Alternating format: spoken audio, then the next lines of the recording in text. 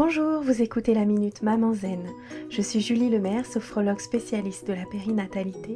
J'aide les mamans fatiguées et stressées à ralentir, à simplifier leur vie pour retrouver le plaisir et la légèreté au quotidien et mettre leur énergie sur ce qui compte vraiment.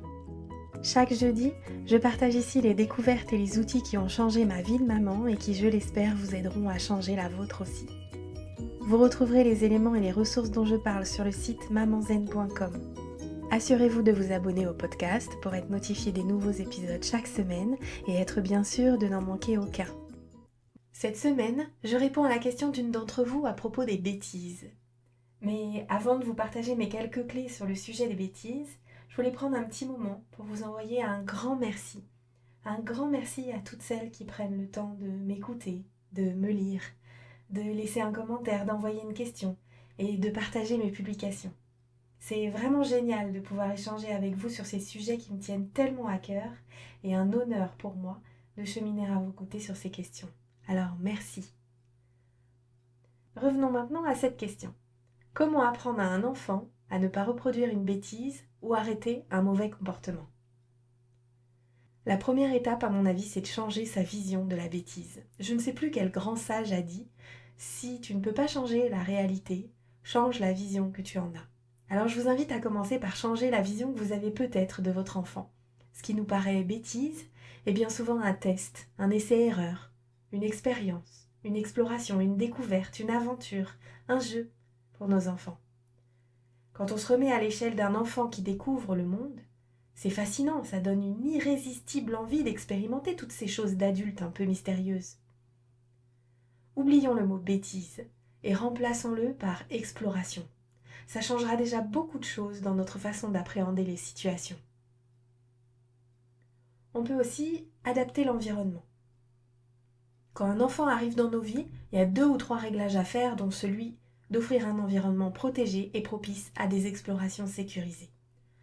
Alors on peut penser aux cache-prises, aux blocs-placards, aux blocs-escaliers, on planque les produits chimiques, on les remplace par le vinaigre blanc, on planque les médicaments, les objets fragiles, précieux ou dangereux, on fixe les meubles au mur et on évite les fenêtres grandes ouvertes, surtout si on ne se trouve pas dans la même pièce que l'enfant, même pour quelques minutes seulement, et même si nos enfants nous paraissent grands. C'est aussi très utile de chercher le besoin caché derrière le comportement. Votre enfant court ou grimpe partout ? C'est peut-être qu'il a besoin de se défouler. Allez faire un tour au parc, même peu de temps. Il pique une crise si vous essayez de lui mettre ses chaussures ? Et s'il avait besoin d'autonomie ? Faites l'expérience de le laisser faire par lui-même. Il écrit sur les murs ? Il a besoin d'un espace pour exprimer sa créativité.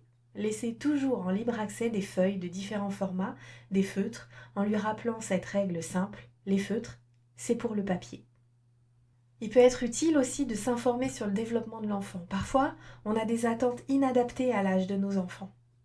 N'oublions jamais qu'ils sont en apprentissage permanent et que comme on ne demande pas à un bébé de 6 mois de se lever pour marcher, on ne peut pas demander à un enfant de 2 ans ou de 6 ans d'avoir les mêmes réflexes et capacités qu'un enfant plus grand ou même qu'un adulte.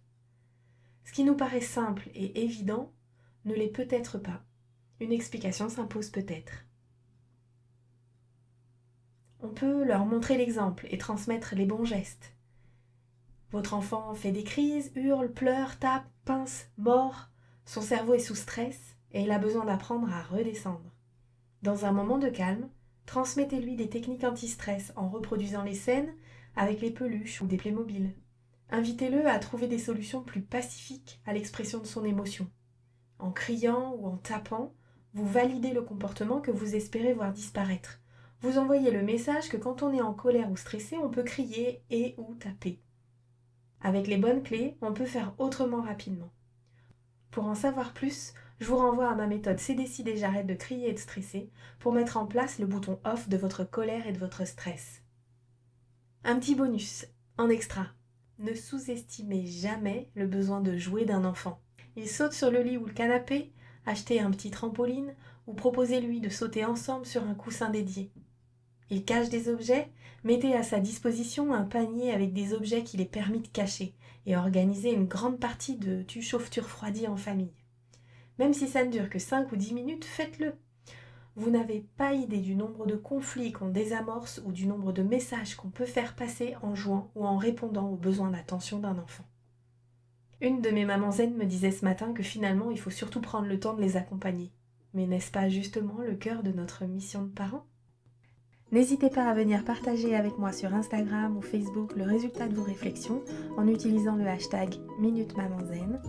Je vous donne rendez-vous la semaine prochaine et je vous rappelle que vous pouvez télécharger gratuitement mon rituel de fin de journée pour maman fatiguée sur mamanzen.com.